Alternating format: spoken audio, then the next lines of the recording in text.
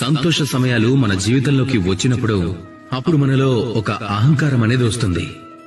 అప్పుడు సహాయం చేశారనే విషయానికొస్తే, అవును సహాయం చేశారు, అయితే ఏమిటి, వాళ్ళు తమ బాధ్యతను నిర్వహించారు.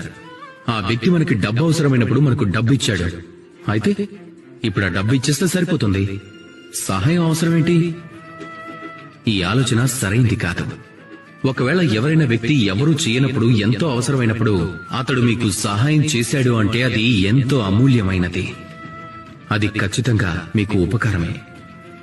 ఒకవేళ ఎవరైనా సహాయం చేస్తే వాళ్ళని గొప్ప మనసుతో, ప్రేమతో మీ జీవితాంతం ఆ ఉపకారానికి బదులుగా రుణపడి ఉండాలి. ఎందుకంటే నిజం చెప్పాలంటే ఈ సృష్టిలో సహాయం చేసే వ్యక్తులు చాలా తక్కువగా ఉన్నారు.